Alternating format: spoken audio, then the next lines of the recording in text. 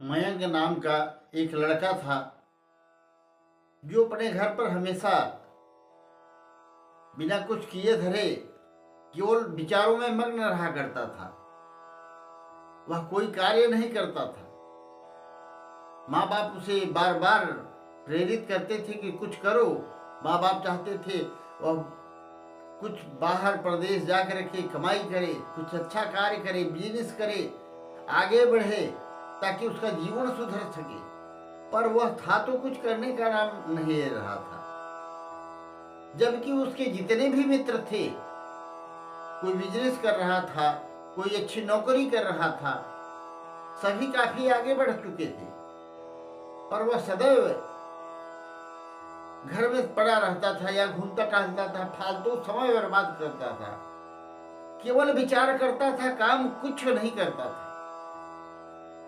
और उसे जब माँ बाप कभी कभी इसके लिए डांटते थे तो उसे बड़ा दुख होता था। और ये दुख ही उसे ऐसा लगता था कि मुझे बड़ा तकलीफ है, बहुत दुख है। धीरे धीरे उसके मित्र लोग भी पूछते, गांव के लोग भी पूछते कि तुम क्या कर रहे हो आजकल। तो क्या जवाब दे, सबसे मुंह छुपा के घूमता था, हमेशा मुंह छुपाता रहता था। कोई पूछ न ले क्या कर रहे हो। और इन सब घटनाओं से वह इतना व्यथित हो गया। वो जो मयंक नाम का लड़का था, वह अपने को दुखी महसूस करने लगा। और दुखी महसूस करके और भी दुखी होने लगा। ऐसी परिस्थिति आ गई कि वह एक दिन घर से बिना किसी से कुछ भी बताए निकल दिया। वह रास्ते में चला जा रहा था तो उसने देखा एक बौद्ध भिक्षु थे। वह दुख पर ही व्याख्यान कर रहे थे, प्रवचन कर रहे थे और बोल रहे थे कि दुख सबसे बड़ा गुरु होता है। अगर आप मनुष्य अपने जीवन में दुख को गुरु बना करके कुछ सीखना चाहे तो वह सब कुछ हासिल कर सकता है। अब सोनू भी इसे मुंह छिपा करके सुन रहा था। अब प्रवचन समाप्त हुआ तो वह महात्मा के पास पहुंचा और उसने निवेदन किया, गुरु जी मैं बहुत दुखी हूँ, बहुत परेशान हूँ। आप दुख पर ही चर्चा कर रहे थे, इसलिए मेरे दुखों का कुछ उपाय बताइए। तो उन संत जी ने कहा, बेटा तुम जाओ, जब असली दुख आए तो मेरे पास आना। अब सोनू मन में विचार करता हुआ वापस चला गया। अचानक उसे लोगों के कहने से और महात्मा के प्रभाव से कुछ ऐसा दिमाग में आया कि वह कुछ कार्य करने के लिए तैयार हो गया और अपने मेहनत और परिश्रम से एक व्यवसाय खड़ा कर लिया। अच्छी दुकान खड़ी कर ली, व्यवसाय खड़ा हो गया, चलने लगा। अब तो सभी लोग खुश थे और मित्र लोग भी आते थे तो उसे कहते थे कि देखो तुम आखिर कामयाब हो ही गए ना, और एक काम करो, अभी तो तुम इस गांव के बड़े व्यापारी बने हो और अगर बिजनेस को और भी बढ़ाओगे तो पूरे शहर के सबसे बड़े धनी सेठ हो जाओगे। मित्रों के कहने में आकर के मित्रों ने सहायता मदद भी की, पैसे की भी मदद की। उसने पूरे शहर में अपने बिजनेस फैला दिया और अपने बिजनेस चलाने के लिए अब वो दूसरे लोगों का नुकसान भी सोचने लगा था। मेरी बढ़ती कैसे हो, मेरी वृद्धि कैसे हो, मेरा प्रोडक्शन ज्यादा कैसे निकले, मेरा माल ज्यादा कैसे बिके, इन लोगों का कैसे रुके, वह उन्हें प्रिवेंट करने में लग गया, अपने स्वार्थ में आ गया। और कहते हैं सब कुछ अपने मर्जी का नहीं होता है। व्यापार काफी चलता रहा, उसका नाम काफी हो गया, पूरे शहर में नाम हो गया। अब वह बड़ा खुश था, पर विधि की गति को कौन जानता है। एक दिन ऐसा झटका आया कि सब चूर चूर हो गया। उसको व्यापार में बहुत बड़ा घाटा लगा। और घाटा लगना इतना तेज था, घाटा जो लगा था कि वह अपनी सारी जो कुछ फैक्ट्रियां थी, दुकानें थी, उसको बेच दिया। और मित्र लोग कर्जा मांगने के लिए अपना आने लगे। इतना लोग उससे तकादा करते थे, वह परेशान हो गया था। अब वह इसे ही महान दुख समझने लगा और पुनः उस संत जी के पास गया जो बौद्ध भिक्षु थे। उनसे कहा, गुरु जी, अब मेरे जीवन में बहुत बड़ा दुख आ गया है, उसका निदान कीजिए। महात्मा जी ने बताया, बताओ बेटा क्या दुख है। सब कुछ बता दिया उसने।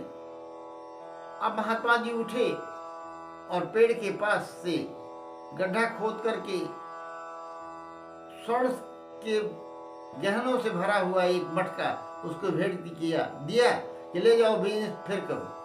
अब वह अपने मन में विचार करने लगा कि अब तो धन मिल गया है, मित्रों का कर्जा भी चुका दूंगा और बिजनेस भी खड़ा कर लूंगा। और महात्मा ने उसको कहा था कि देखो, कभी भी किसी को चीट करके, धोखा दे करके, उसका नुकसान करके स्वयं आगे बढ़ने की कोशिश नहीं करना। ऐसा ही उसने किया। इस बार जब उसने बिजनेस चालू किया तो उसने कभी भी किसी को धोखा नहीं दिया, किसी के व्यापार को नुकसान पहुंचाने का प्रयास नहीं किया, बल्कि अथक परिश्रम करके, दिन रात एक करके अपने बिजनेस को डेवलप किया, प्रतिष्ठित किया, जिससे वह बहुत बड़ा व्यापारी बन चुका था फिर, और सारे मित्रों का कर्ज भी अदा कर दिया था। अब तो बड़ा शांत मैं जीवन जी रहा था। परंतु मनुष्य जीवन में शांति कहाँ, यहाँ तो दुखालय में, अशाश्वतम इस संसार को कहा गया है। जैसे विद्यालय में विद्या मिलती है, चिकित्सालय में चिकित्सा होती है, वैसे ये संसार दुखालय है, दुख तो आता ही है। उसके माता पिता का देहांत तो हो गया, अब वो बड़ा दुखी हो गया। विचार करने लगा, मेरे माता पिता तो चले गए इस संसार को छोड़ करके, पर सारी संपत्ति जो की त्यों पड़ी है, ये किस काम की है? आखिर हम लोग क्यों रात दिन दौड़ रहे हैं? जब सब यहीं पड़ा रह जाना है तो फिर रात दिन परिश्रम क्यों? किसी से कुछ चाहना क्यों? संग्रह क्यों? उसका मन बड़ा उद्विग्न हो गया और संत के पास पुनः गया। अब संत से कहा उसने कि मैं बहुत दुखी हूं, असली दुख मेरे जीवन में आ गया है। महात्मा ने उससे पूछा, क्या दुख है तुम्हें, हमें बताओ तो कम से कम। उसने सारा वृत्तांत बता दिया, मेरे माता पिता का देहांत हो गया। महात्मा बोले, ये कौन सी बड़ी बात है, ये नई बात तो है नहीं, ये संसार है, यहाँ तो सबकी मृत्यु हुई है, होनी है।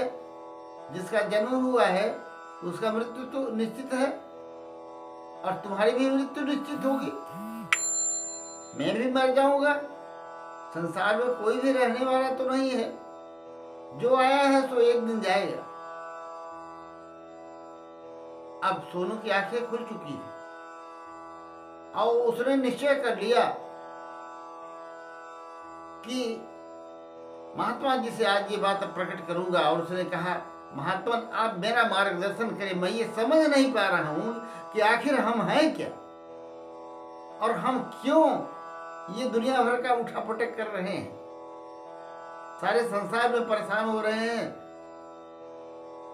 संग्रह आदि में समय व्यतीत हो रहा है, पर साथ में कुछ भी नहीं जाना है।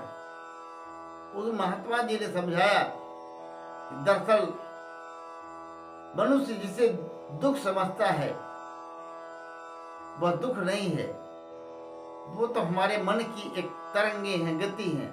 हमारे मन के खिलाफ कुछ हो गया तो हम दुखी हो जाते हैं, मन के अनुकूल कुछ हो गया तो हम सुखी हो जाते हैं।